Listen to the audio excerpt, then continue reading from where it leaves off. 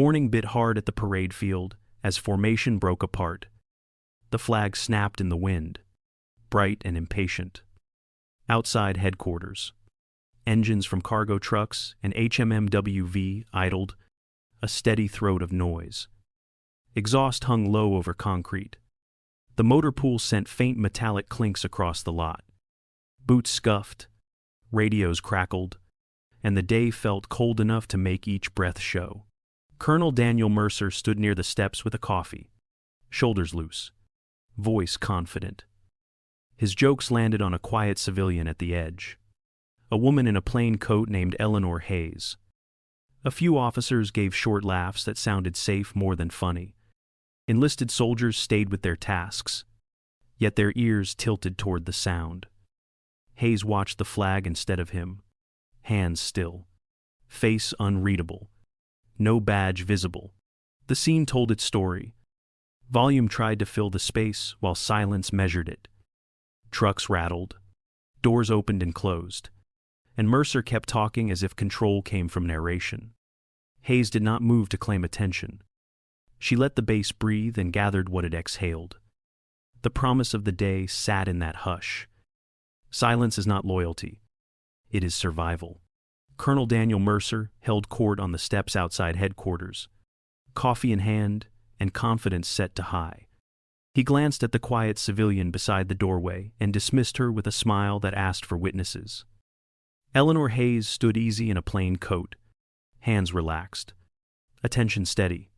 Mercer flipped through a thin folder without slowing his voice, then passed it back as if it weighed nothing. He laid out a fast tour that skimmed surfaces, a path built to keep answers short. The plan sounded efficient. The purpose was control. He called for First Lieutenant Jason Reed and assigned the escort like a routine task. Reed answered with a crisp yes. Sir to Mercer, then a respectful ma'am to Hayes. The simple rhythm of United States Army etiquette. No one saluted indoors. No one needed to. Hayes looked civilian in every detail. Neutral colors, sensible shoes, no badge or name tape on display. She listened with the kind of calm that makes people fill the silence for her. Reed felt the air more than he heard it. Officers offered quick laughs that faded as soon as Mercer looked away. Enlisted soldiers kept working, but their shoulders told him they were listening. Mercer walked them through the plan again as the engines from the motor pool carried across the lot. He wanted movement and talking points. He did not want open time for follow-up. Reed noticed how Hayes tracked the room instead of the schedule. She watched who spoke first, who checked faces before adding a word, who stayed neutral and busy. There was nothing theatrical about her, which somehow drew every glance. The contrast sharpened with each minute. Mercer filled space with sound and certainty. Hayes left space open and let the truth show itself at the edges, a quiet pressure that hinted at how wrong a quick tour could be. First Lieutenant Jason Reed led Eleanor Hayes down quiet corridors and across the lot that bordered the motor pool. Fluorescent lights hummed overhead while the faint clink of tools drifted from open bays. Hayes walked with steady pace and empty hands, saying little and writing nothing.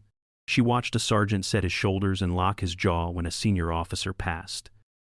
A private adjusted a patrol cap with a hand that trembled, then pretended to check a sleeve. Near a doorway, a trio of soldiers shifted their weight when boot steps echoed on tile. Reed kept a half step ahead and spoke about routes and checkpoints, then realized he was filling space she left open. He noticed how her eyes moved from exits to faces, and then to the small places where work lives. She let silence carry more meaning than any brief. In the admin hall, no one saluted indoors because no one wore headgear, and the rhythm of United States Army etiquette felt normal again. A specialist paused at a copier when an officer entered and then breathed out when the officer left. Hayes marked it without a pen, only a slow nod that said she had seen this before. Reed finally asked how she remembered so much without notes. She answered that long practice teaches you what details to keep and when to keep them. The words landed like a checklist that needed no paper. They turned past the loading dock where cold air pushed through the open door. Reed felt a pattern forming as clearly as if it were printed on a briefing slide. Hayes was reading the base like a book, and her quiet made space for the truth to rise on its own. The motor pool opened like a low warehouse of sound and smell. Oil hung in the cool air while metal tapped softly from a distant bay. HMMWV vehicles, known as Humvee, and FMTV trucks stood in a tidy row under shade canopies. Eleanor Hayes paused near a hook where a maintenance log swung slightly. Grease smudged the edges, and the handwriting looked fast and pressed for time. She did not touch it, keeping clear hands and a respectful distance that fit the rules of a working floor. Engines idled a slow beat while a mechanic slid from under a Humvee and wiped a wrench. A sergeant stepped up when Reed asked about turnaround time. Before the sergeant could finish, Colonel Daniel Mercer moved in with a bright answer that sounded ready for a brochure. The sergeant swallowed the rest of his thought. Shoulders along the line tightened the way fabric tightens when pulled. Eyes cut toward Mercer, then away, as if truth needed an escort he would not allow. Hayes waited for the noise to settle. She asked how the unit defined its deferred maintenance threshold when tasks surged and deadlines compressed. The question landed clean and stayed there long enough to change the shape of the room. A pair of soldiers shifted their stance near a tool cart. One breathed faster, then slowed it down when he noticed himself. A specialist adjusted a patrol cap without thinking and stared at the floor like it could offer a safe answer. Mercer started another smooth reply about performance, but the floor seemed more interested in the details Hayes requested. She wanted the method that separated what could slide from what must be fixed before dispatch.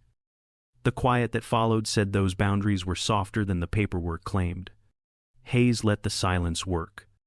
She watched hands, shoulders, and the way people stood next to their vehicles as if the steel could hide them.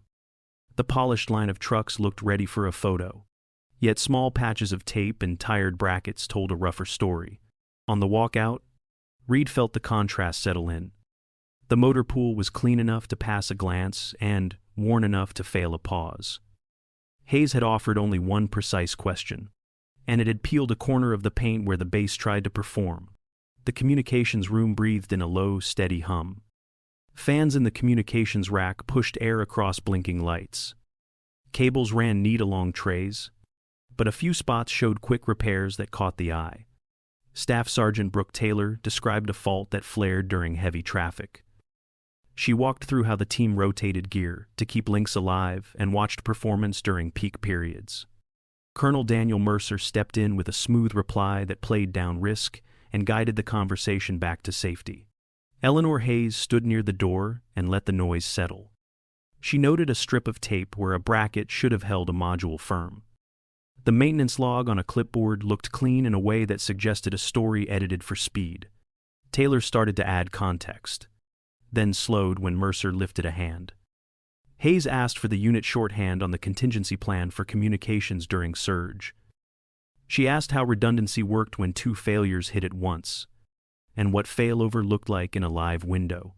For a count, the room fell quiet except for the fans. A specialist at the back stopped typing and listened. No one saluted inside or wore headgear in that space, and the simple, normal rhythm of United States Army etiquette made the pause feel even louder. Mercer answered with confidence about uptime and excellent metrics. Hayes returned to method.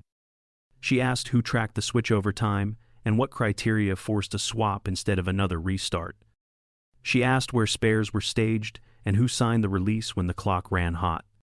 Eyes moved between the rack and the log, as if the steel might speak first. The surface looked smooth enough for a photo, yet the small patches told a different truth. The room felt like a held breath.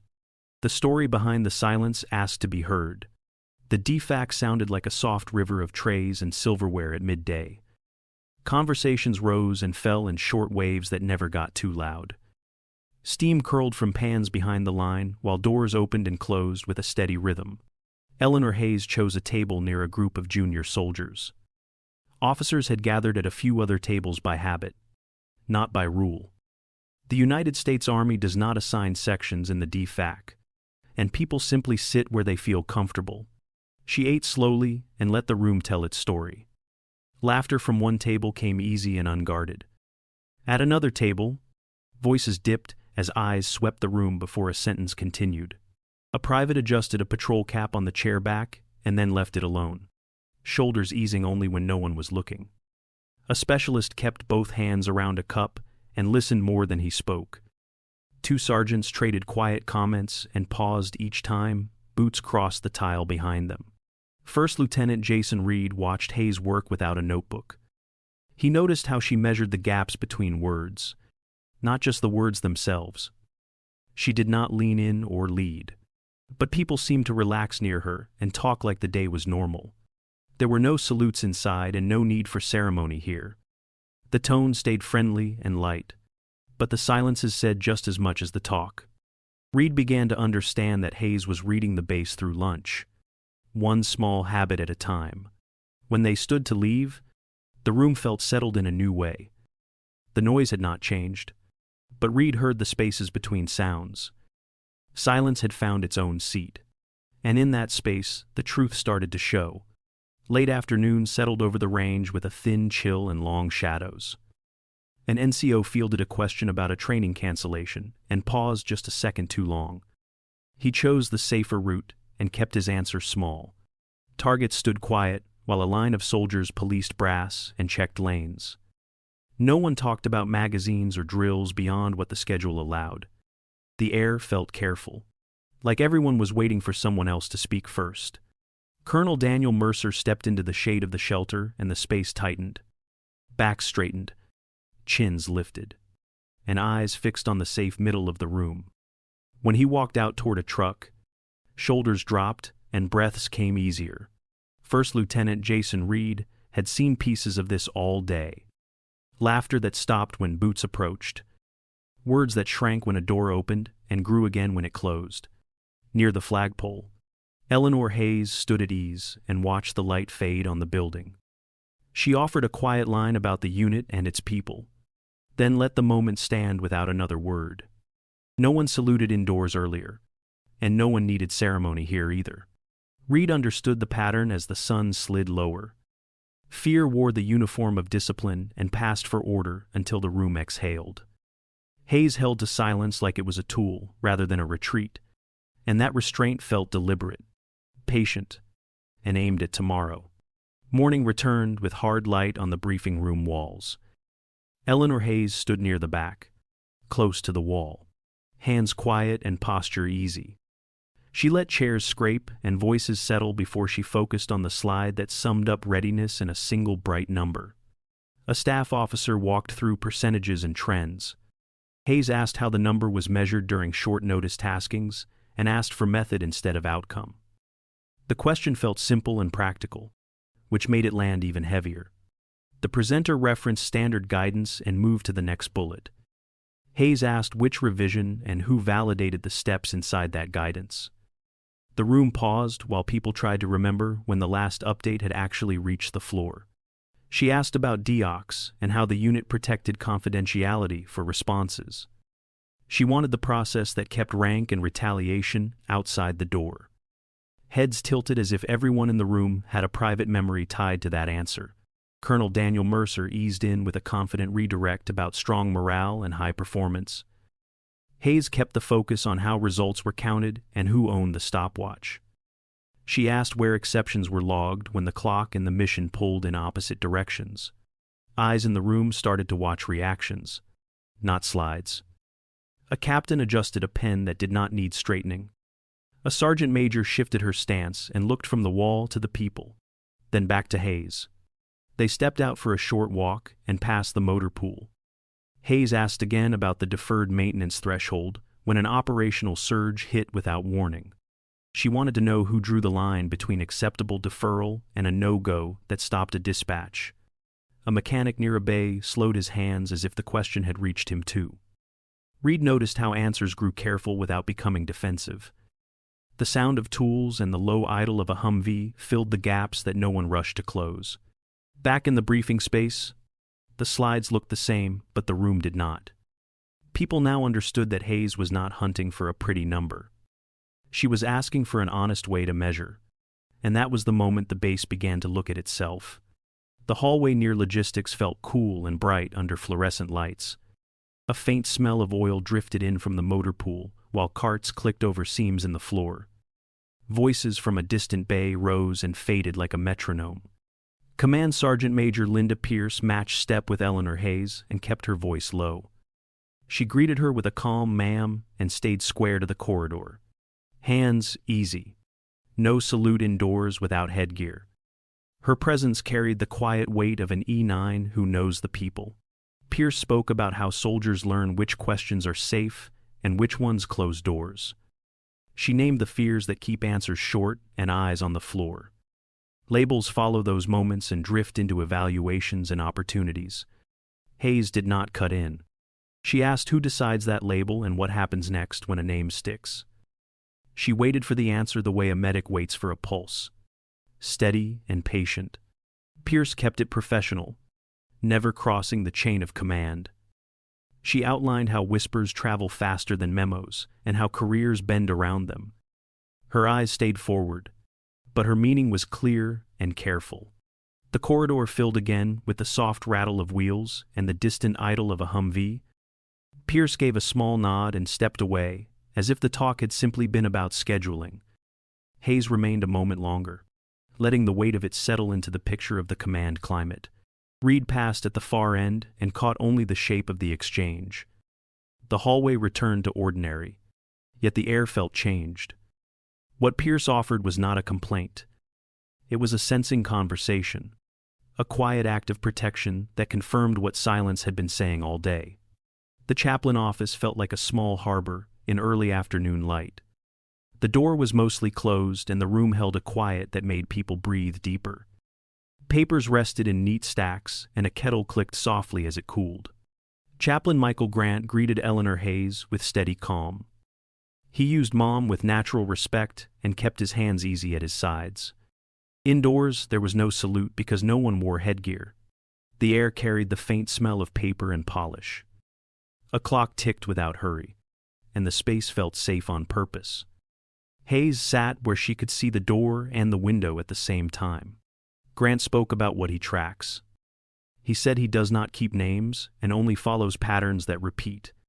The pattern lately was stress that grew from leadership more than from combat or family. He described soldiers who whisper before meetings and rehearse answers on the walk down the hall. They worry more about tone than truth and leave with a headache that no pill fixes. Silence becomes the safest plan, and that is when trust begins to rust. He offered a simple ethic for hard days. Fear corrodes trust, and silence does not heal it. Truth needs a safe frame so people can speak and still belong. Hayes listened with the focus of a medic checking a pulse. Her questions shifted in her mind as she weighed what to do next. She thanked him with a small nod that said she had heard every word. When she stood to leave, her plan had a new edge. She would ask for evaluation timelines and who reviews them, for reassignment criteria and who signs, for complaint handling and how often cases are audited. She would follow the process, step by step, without noise. Grant walked her to the door and the hallway sound returned. The light outside felt a shade brighter than when she came in. The whispers had found a place to land and turned into responsible action. Afternoon meetings stacked back to back, and Colonel Daniel Mercer pushed into nearly every exchange. His voice grew louder, jokes a shade sharper, each remark nudging answers toward the script he preferred. Chairs in the room creaked as people sat straighter and watched for cues. Eleanor Hayes did not match his volume.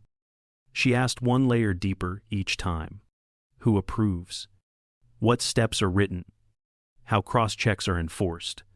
And where records are kept? Mercer answered with confidence about results. Hayes returned to process and asked who verifies the data and what triggers an audit when numbers move in the wrong direction. A captain began with "Sir" and tried to follow the summary. Hayes nodded "Ma'am" from a staff sergeant, then asked for names of reviewers, due dates, and the path a file takes once it leaves a desk. The room tightened during the small silences after each question. First Lieutenant Jason Reed felt the work it took to hold control, the way fear needs constant maintenance, the way it slips when method is required. Mercer redirected to success stories and percentages that sounded clean. Hayes asked for the form number, the policy revision, and the sign-off authority, then waited while pens hovered and eyes searched folders. Boots crossed the hallway and stopped outside, and no one moved until they passed. Reed noticed a hand flatten a page that had nothing on it to fix. Indoors, there were no salutes and no headgear, only the plain rhythm of United States Army etiquette. The questions kept peeling paint from the surface without raising a voice. By the time the clock touched late afternoon, the balance in the room had shifted, even if no one had said it aloud. Early afternoon, light cut through the blinds and striped the walls of the office. Plaques and certificates filled the space while senior staff sat straight and quiet. Colonel Daniel Mercer spoke at length about readiness and success. He stacked percentages, trends, and talking points until the room felt crowded by numbers. Eleanor Hayes opened a slim folder and slid a single page across the desk. The letterhead named Lieutenant General Eleanor Hayes, the Inspector General of the United States Army, and cited an unannounced command climate inspection. Silence met the paper. Mercer's shoulders eased downward as the meaning settled, and the staff shifted their attention without a word. No one saluted indoors because no one wore headgear. Several stood at attention and answered with Mom when addressed, and Hayes told them at ease in a steady tone. She kept her remarks short and clear. She stated that her role was to observe routine behavior, measure decisions against policy, and protect the integrity of the process. Mercer tried to restart the narrative with another set of metrics. Hayes returned to method and asked who verified data, who signed off, and how exceptions were recorded when timelines slipped. A captain set down a pen and waited for direction that did not come. A sergeant major shifted her stance and faced Hayes with the natural deference that follows competence. Hayes explained that authority is tested when leaders believe no one is watching. She said results matter, but methods reveal what the numbers can hide. She did not accuse anyone. She outlined next steps for documentation review, interviews, and follow-up, and she emphasized fairness and accountability. Breathing in the room became slow and even. The staff seemed to understand that the conversation had moved from performance to truth. Mercer found fewer words and chose smaller ones. The wall of plaques no longer framed the story the way it had a minute before.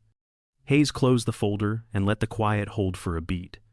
Order had shifted without a raised voice, and respect gathered around how she carried her rank.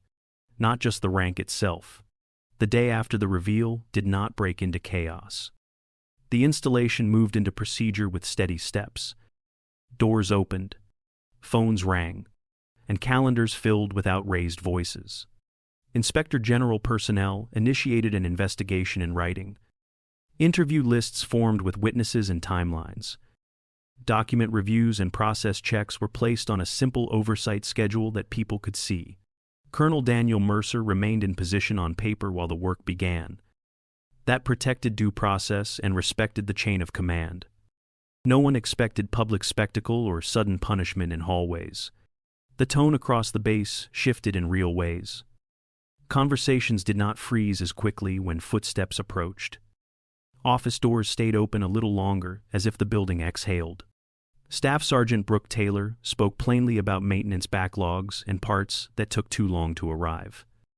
She outlined which vehicles needed priority and which could wait without risk. The notes captured action items instead of slogans. First Lieutenant Jason Reed felt the weight on his shoulders ease. He watched answers grow, direct and short. People said what they saw instead of guessing what someone wanted to hear. If surveys were mentioned, leaders used DEOX by its full name and explained anonymity protocols. They described how results would be shared and when. Soldiers understood how voices would be counted without names attached. Etiquette stayed steady. Indoors, there were no salutes and no headgear. Only sir and ma'am as needed. Outside, a patrol cap sat on a chair while its owner signed a form and spoke without checking the door. Interview rooms filled and emptied with a quiet rhythm. Files moved from desk to desk with sticky notes that named tasks and times. The process looked plain, which was how it should look. By late afternoon, the change felt real enough to trust. It did not depend on volume or performance. It grew from responsibility taken seriously and procedures followed well. Late light settled on the flagpole and turned the metal bright. Eleanor Hayes stepped past the shadow of headquarters with a slim folder in her hand. She did not wait for thanks and did not look back. The installation moved on with quiet discipline. Schedules held. Offices stayed open. And the process continued without noise. Change arrived in the shape of responsibility taken seriously. What mattered was not the reveal, but what followed. Authority proved itself in the hours when no one thought they were being watched. Real power shows up in restraint and in the way people are treated when there is nothing to gain. Etiquette stayed steady and respectful. Indoors, no one saluted without headgear, and people used sir or mom as needed. The chain of command was honored while oversight did its work. Leaders spoke about the difference between fear and discipline. Fear makes rooms hold their breath. Discipline lets people speak and then stand by each other. Teams pointed to Diox with clarity about confidentiality and timelines. They promised to share results and to protect the voices that trusted the system. Soldiers understood that honest answers would be counted without names attached. If you felt something in this story, carry it forward. Choose the version of leadership that listens more than it talks. Choose the standard that protects truth, even when it is inconvenient. Thank you for spending time with these moments that often go unseen. If this perspective matters to you, subscribe for more stories that keep the character of the military alive. Tell us in the comments where you are watching from, and share this video so the dignity of the soldier stays in the light.